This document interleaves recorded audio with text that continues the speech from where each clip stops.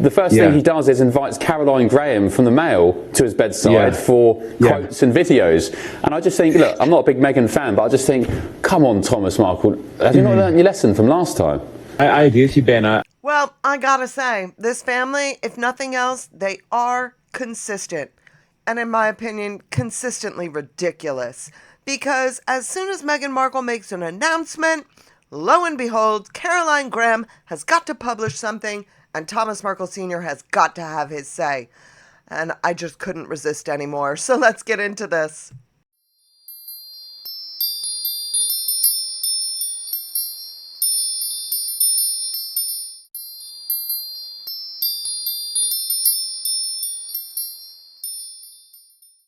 Well, I have to say, I have to agree with that reporter because it does not seem that Thomas Markle Sr. ever tries or attempts to or succeeds at learning a lesson. Because it was made quite clear the first time around in 2018 that if he goes straight to the press and if he goes straight to reveal secrets about their family, Meghan is going to turn off. And what does he do? Every single time, he still goes straight to the press because he must be heard. And this time around, it seems that the crisis is that he now has to give up all hope of ever seeing Archie and Lilibet.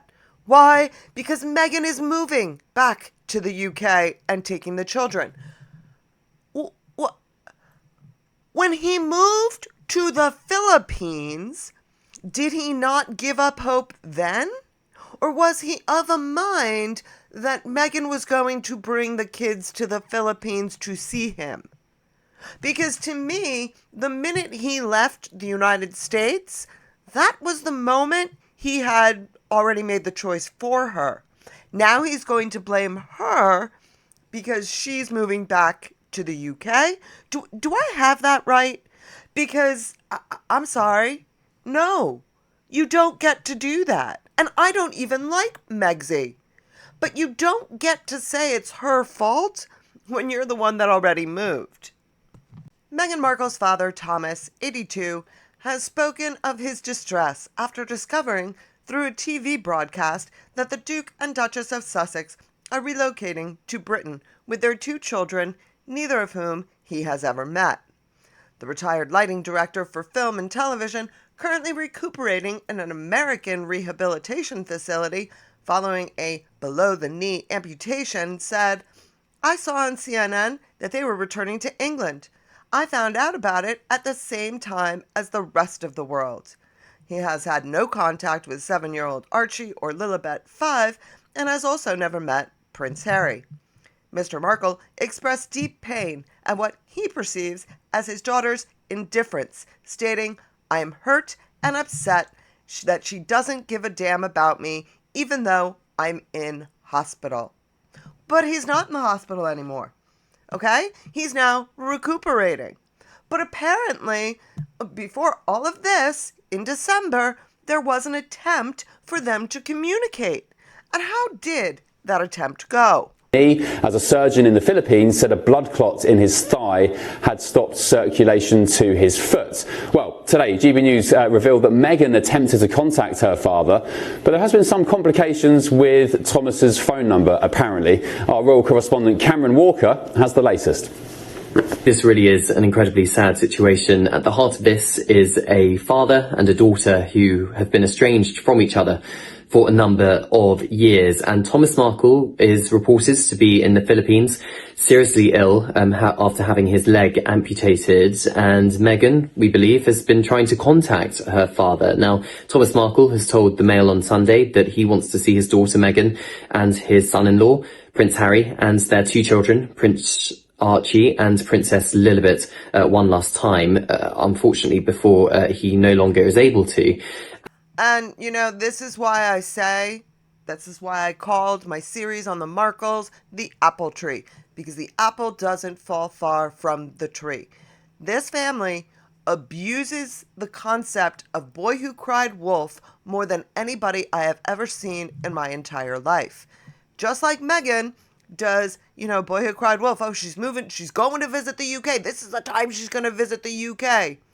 To, this is the time she's going to move to the UK. Well, he's the same thing. Oh, well, it's the last time she can talk to me before I move to the Philippines. This is the last time she can wish me a happy birthday. This is the last time she can talk to me before I have my leg amputated. And now, this is the last time she can talk to me and I can see those kids before she moves across the world. Well, he didn't seem to care when he moved across the world. And Meghan, as I understand it, on Friday sent an email to the email address she has for her father at 11:53 a.m. Pacific time. Now, Thomas claims that he never received that email. He no longer uses the email address in question. Sources close to Meghan suggest that email address is still active because there was no bounce back on that email. 24 hours is a long time, or 48 hours is a long time. And over the weekend, I understand that Meghan's team have made repeated attempts to try and contact Thomas. Meghan has got to the point where she has been literally ringing round hospitals herself, essentially cold calling them in the Philippines, trying to find out which hospital Thomas is staying in. Now, you may be wondering, well, why doesn't Meghan just call her father? Well, she, as I understand it, no longer has the phone number that she had for Thomas. Thomas claims he hasn't changed his phone number since becoming estranged from Meghan. So it's been 6 years since they spoke to each other, and they can't get past the email stage?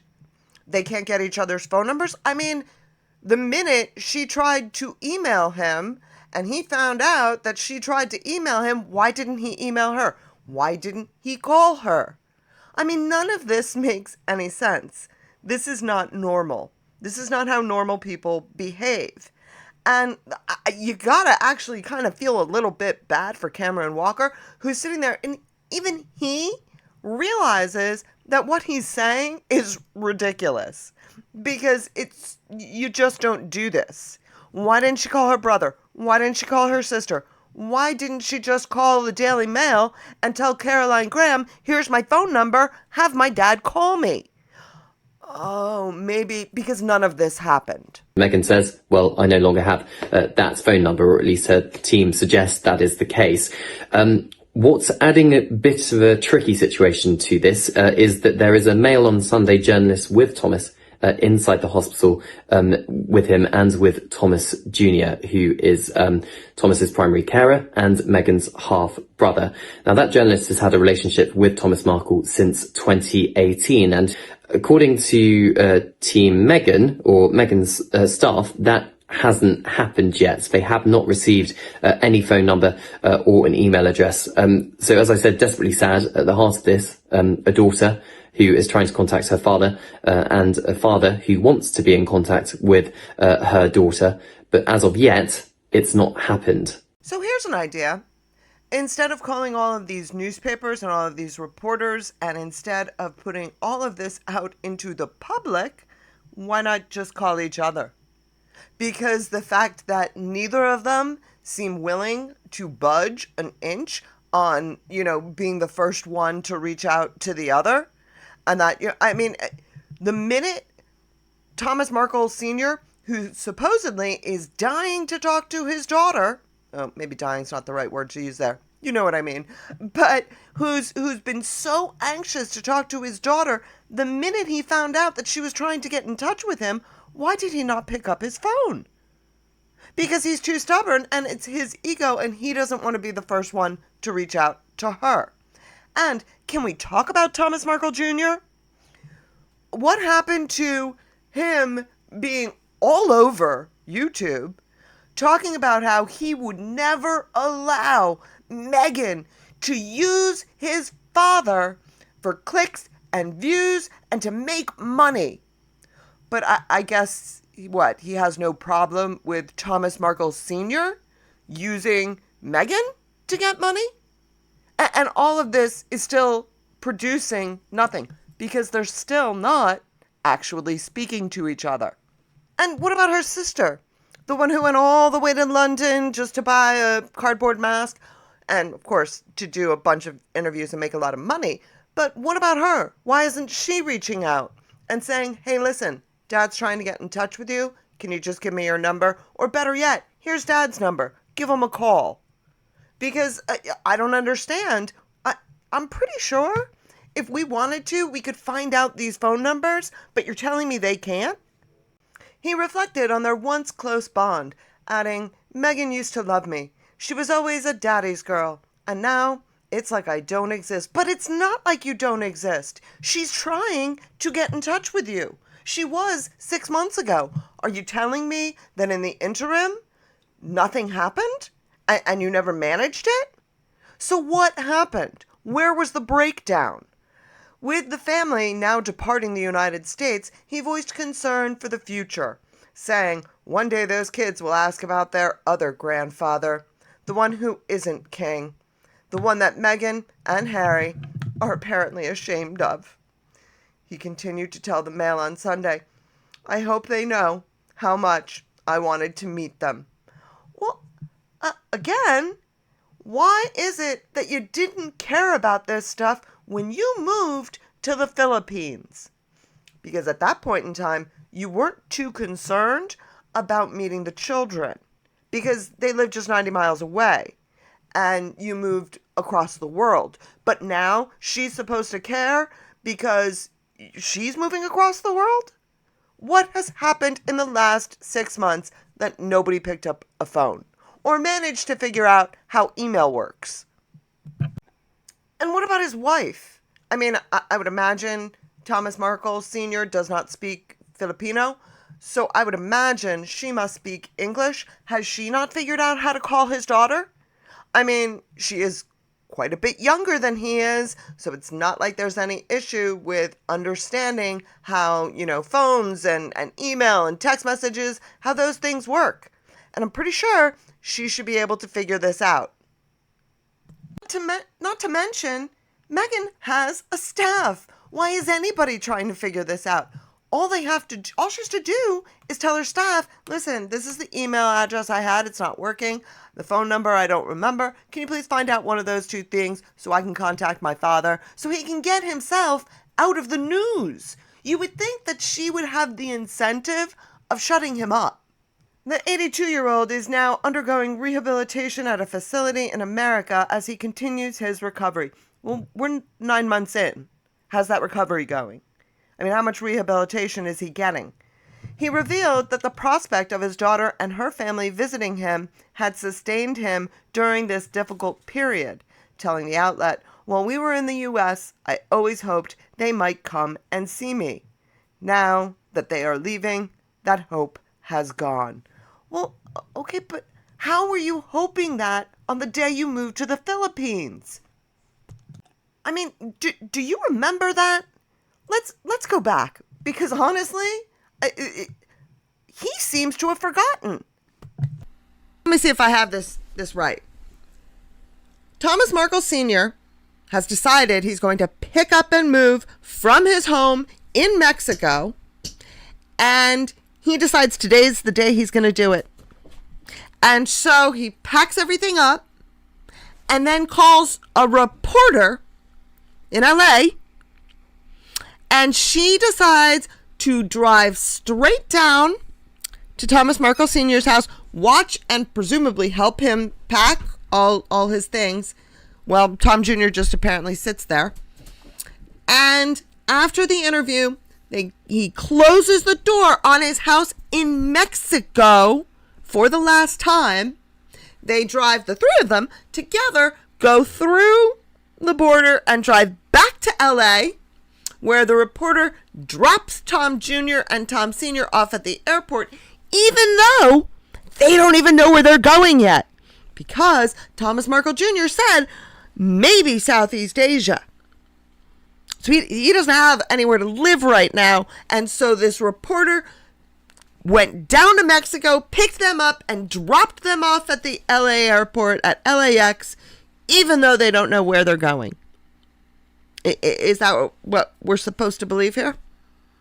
Because to me, it sounds an awful lot like Tom Jr. currently lives in LA, or Tom Sr., one of them, maybe both, who the hell knows, lives in LA, called her over to do this interview, to play the pity card, and then she went home, and they stayed exactly where they were, wherever that may be. I mean, and did the journalist go down there to help him pack his memories?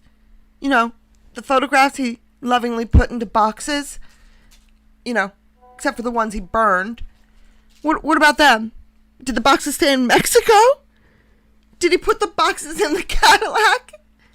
Did she take the boxes with him to the airport where they go, and did she drop them off at the airport with the boxes and no tickets yet? What about the photos that he decided to burn? I mean, is the fire still going in Mexico? Did she bring them to the airport and drop them off with the boxes and the luggage? I mean, these are important questions. Inquiring minds need to know just exactly how this farcical story played out. Oh, my Lord. I mean, he didn't seem to have any problem about never seeing the kids when he was moving himself over to the Philippines. But, lo and behold, Samantha has to chime in. His eldest daughter, Samantha, Meghan's half-sister, offered an update on his condition, saying, "I'm really proud of Dad's progress. Every day is a blessing." Every day? When was the last time she spoke to him? Because from what I hear, she was talking about him being stuck in the 19th floor of a building, as was Thomas Jr., but then Thomas Sr. came back and said, "No, I'm sitting on my couch watching TV. Everything's fine." I mean, these people, despite Mr. Markle's claims that Meghan has not expressed concern for him since being in the hospital, the Duchess's spokesman set the record straight last December. He told GB News, given that a Daily Mail reporter has remained at her father's bedside throughout, broadcasting each interaction and breaching clear ethical boundaries, it has been exceedingly difficult for the Duchess to contact her father privately, despite her efforts. Well, why didn't you pick up the phone, call the reporter, say, "Let me talk to my dad," and say, "Listen, Dad, stop putting this out in the news, and I'm not talking to you until you get rid of the reporter"? Why is all of this being played out in the public? It's unbelievable to me. With the support of reliable and trusted contacts, her correspondence is now safely in his hands. Okay, great. So she was trying to reach out to him. The ball's in his court, and now he's upset because the kids are moving to the UK. Even though it doesn't affect him in any way. Like, I know we're supposed to believe that he's a father desperately trying to reconnect with his daughter, but I really don't see it. Do you remember he had that visit with the King a few months ago? And I have been made aware that relations have improved. That bit I have heard. And it's making me wonder if maybe, I don't know how this works, but I'm wondering if somehow the King has got some sort of involvement in this. Maybe there's something going behind the scenes to try to, one, fix the relationship, and two, make it possible for the King to see his family, his Harry's kids, because obviously as far as we're aware, he hasn't actually seen them. So maybe this is the King's way of actually doing something. Maybe he's felt the time has come now to actually make amends, and maybe this is the beginning of it. He's sitting here saying he hopes that the grandkids remember him, the grandfather that wasn't a king. Well, maybe if you kind of acted the way the King did, they'd know you. Okay. Now, in addition to this news about, Thomas being dreadfully upset that the kids are moving to the UK and that he found out about it on TV, in addition to that, we are also hearing reports that there are some things going on at Balmoral, that perhaps there is a summit going on concerning the return of Harry and Meghan. So I will be doing a video about that as soon as I possibly can, but I wanted to get this one out first because I heard about it during the live and I just couldn't resist. So do let me know your thoughts down in the comments. I mean, to me, this is a big nothing burger. This is him just whining because he found out about it on the news instead of getting a phone call, even though I would presume Meghan found out he was moving to the Philippines on the news. I mean, you just can't make this stuff up. So do let me know your thoughts down in the comments. Thank you very much for listening, and I hope you have a great day filled with love, laughter, and of course, dancing.